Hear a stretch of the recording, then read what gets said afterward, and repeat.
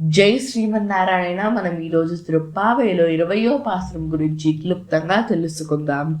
33 சென்று கப்பம் தவிர்க்கும் கலியே துயிலஷாய் செப்பமுடையாய் திரளுடையாய் செத்தார்க்கு வெப்பும் கொடுக்கும் விமலா துயிலஷாய் செப்பெண்ணமென் முலை செவ்வாய் சிறுமருங்குள் நப்பின்னை நங்காய் திருவே துயிலஷாய் உக்கமும் தொட்டொழியும் தந்தன் மணாளனை இப்போదే ఎమ్మై నీరాటేలో రెంబావాయి.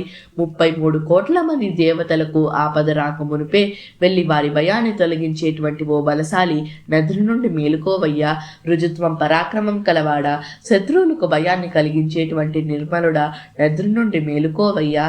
స్వర్ణ కలసముల వంటి మృదువైన స్తనములు, ఎర్రని అదనములు, సన్నని నడుమ కలిగినటువంటి నప్పిన్నై పిరాటి, ఓ పరిపూర్ణురాల, లక్ష్మీ సమానురాల, మీరైన నదుల నుండి మేలుకోండమ్మ.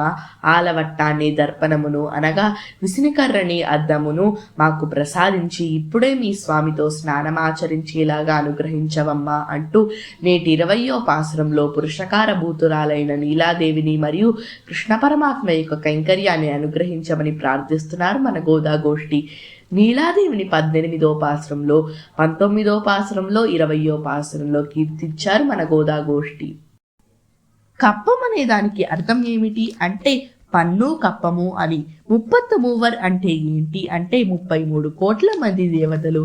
కోటి అంటే సంస్కృతంలో రకాలు అని, అంటే 33 మంది దేవతలు అని. ద్వాదశాదిత్యులు 12 మంది, ఏకాదశ రుద్రులు 11 మంది, అష్టవసోలు 8 మంది, 2 అశ్విని దేవతలు, వీళ్ళే 33 మంది దేవతలు.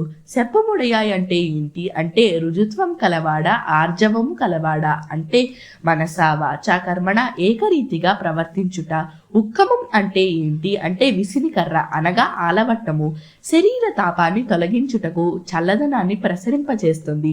మనకి చల్లదనం ఏమిటి అంటే మనం చక్కటి కాలక్షేపాలు వినడం, ఇది మనకి చల్లదనాన్ని ప్రసరింపచేస్తుంది. తట్టొళ్యం అంటే ఏంటి అంటే దర్పణము అనగా అద్దము, మన స్వరూపాన్ని చూపిస్తుంది. మన స్వరూపాన్ని మనం ఎలా చూసుకోవాలి అంటే మన ఆచార్యులు ప్రసాదించిన తిరుమంత్రం, ద్వయమంత్రం, చర్మ శ్లోకాల వల్ల.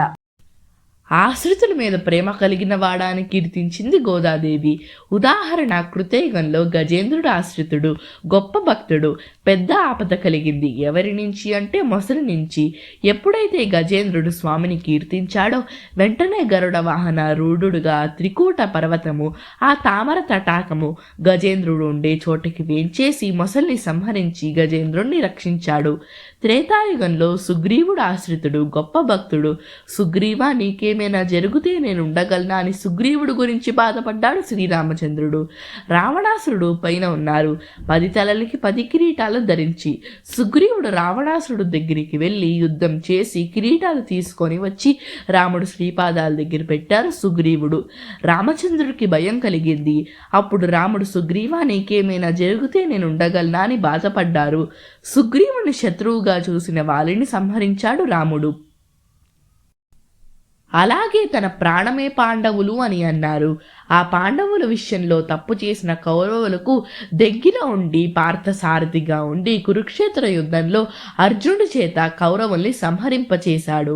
ఆశ్రితుల్ని రక్షించి ఆశ్రితుల విషయంలో తప్పు చేసిన వాళ్ళని సంహరిస్తాడు. నామ సంకీర్తనలో భాగంగా 33 అమరర్కు అని కీర్తించింది గోదాదేవి.